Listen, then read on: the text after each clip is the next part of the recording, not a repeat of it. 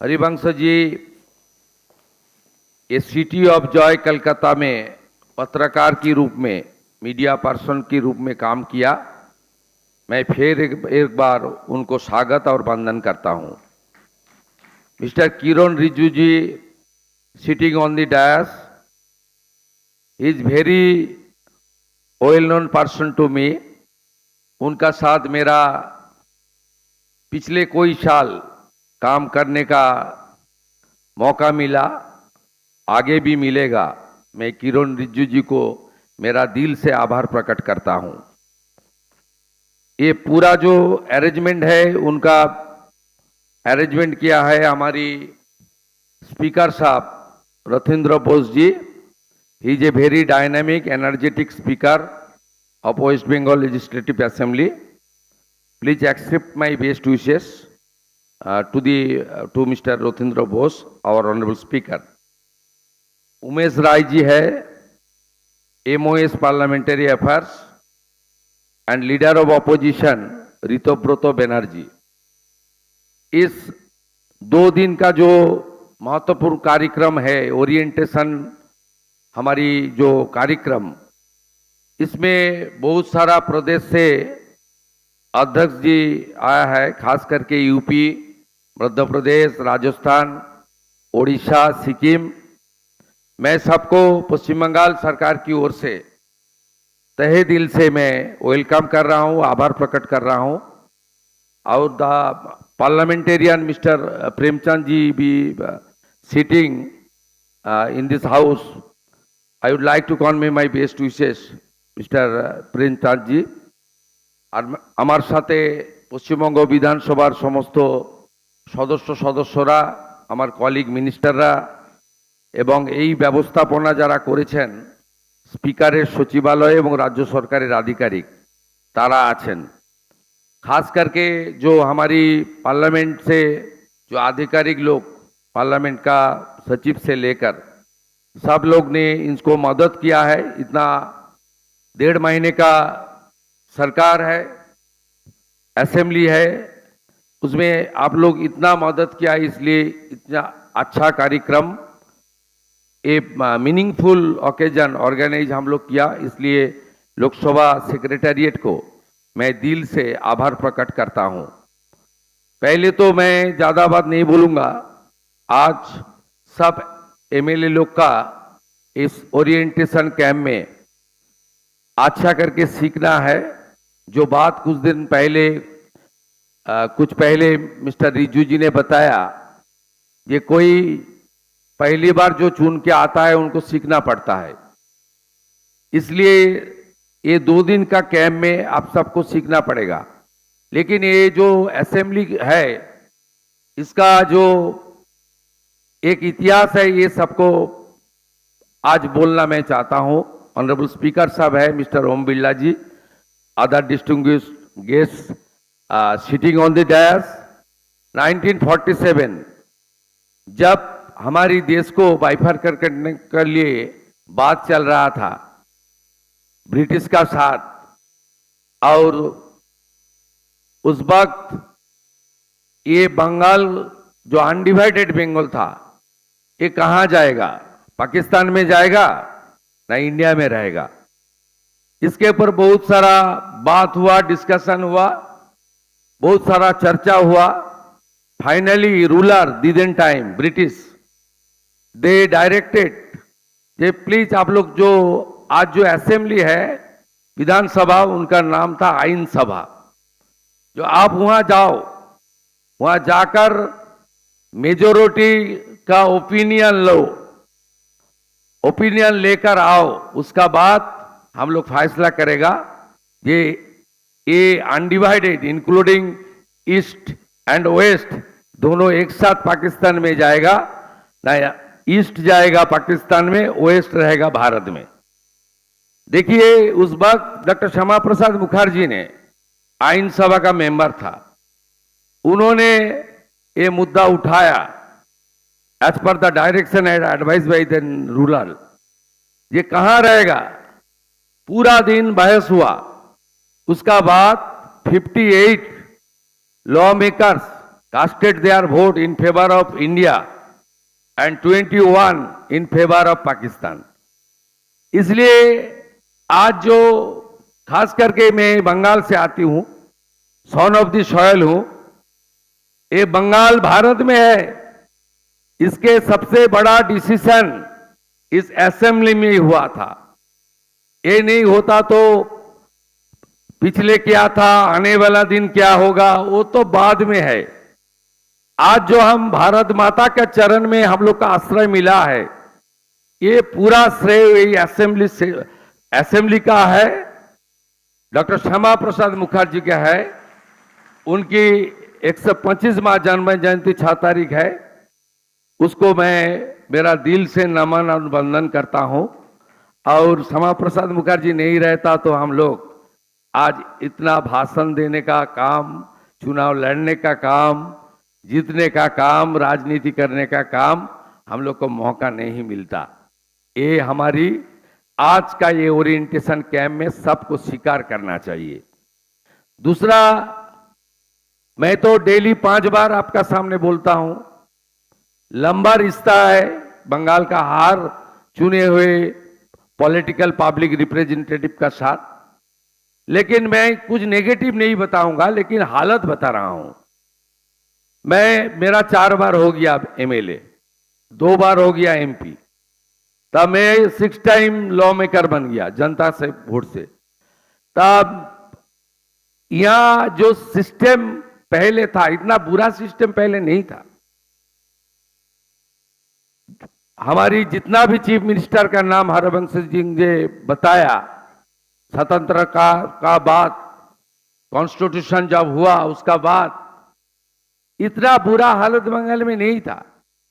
पहले तो 34 years party office से सब होता था, असेंबली से कुछ नहीं होता। और पिछले 15 साल तो क्या हुआ मैं आज नहीं बताऊंगा।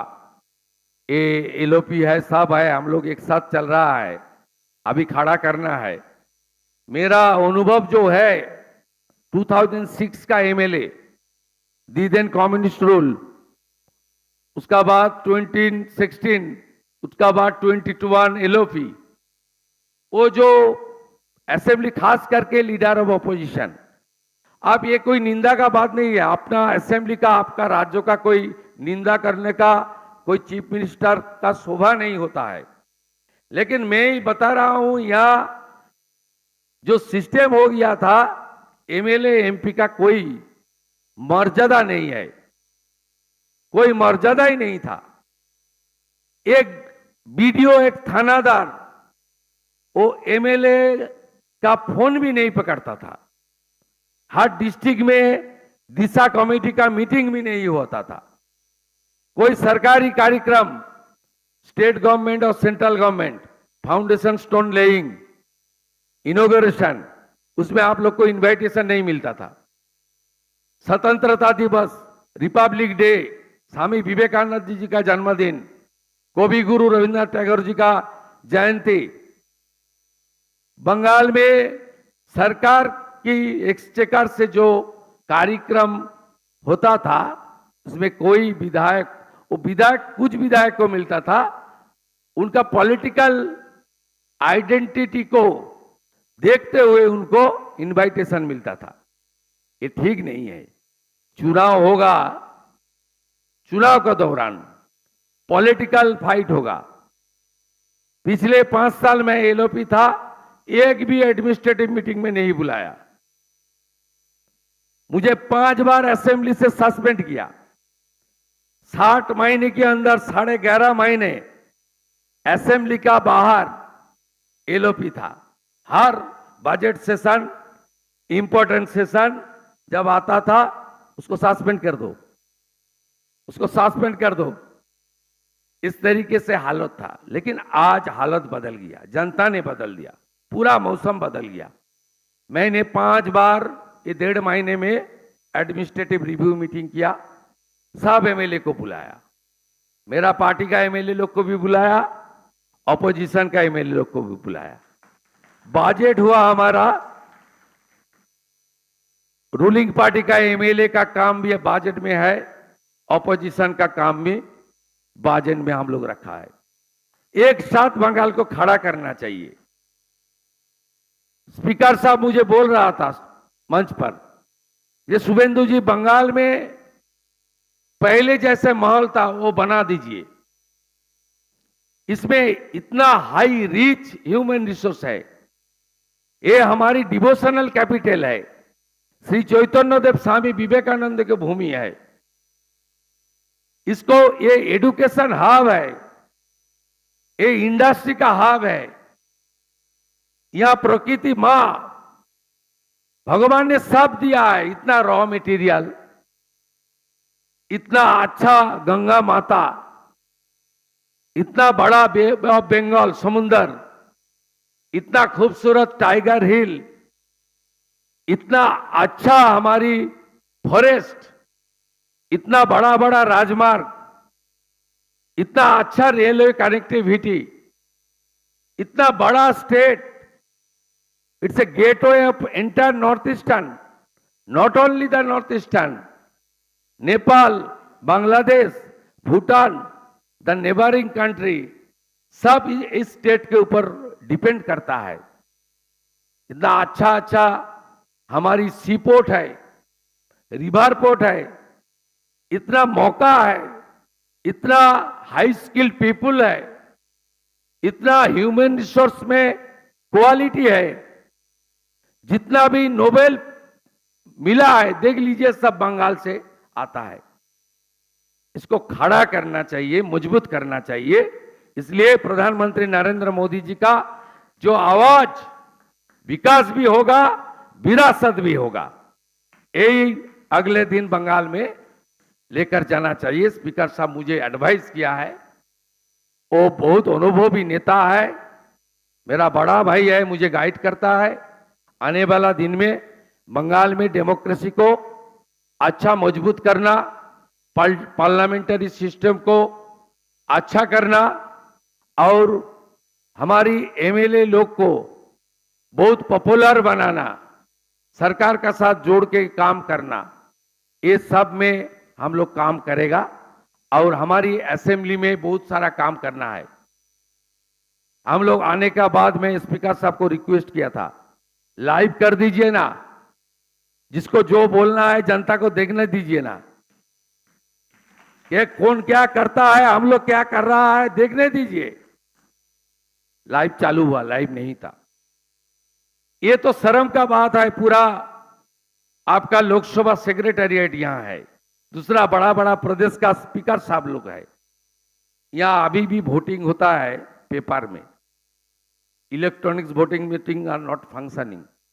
ये अच्छा बात नहीं है।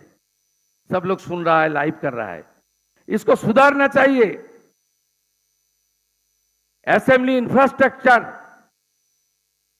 डिजिटल सिस्टम, किरण रिजिजू का लीडरशिप में जितना काम भारत के पार्लियामेंट में मोदी जी का मार्गदर्शन में हो रहा है, ओम बिरला जी का डायरेक्शन में हो रहा है, ये कुछ काम बंगाल में भी होना चाहिए।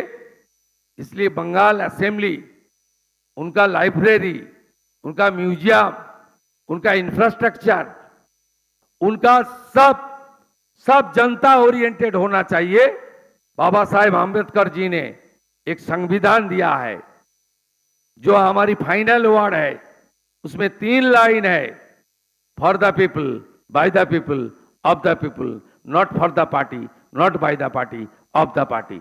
एक साथ काम करूंगा इस ओरिएंटेशन कैंप में। इतना जल्दी में स्पीकर साहब और उनकी जो डिपार्टमेंट है उन्होंने अरेंजमेंट किया। कुछ भूल होगा तो थोड़ा आप लोग कंसीडर कर देना। ये पहली बार है, आने वाला दिन में बंगाल फिर एक बार देश में लीड करेगा, इस उम्मीद का साथ मैं मेरा बात खत्म करता हूं। वंदे मातरम।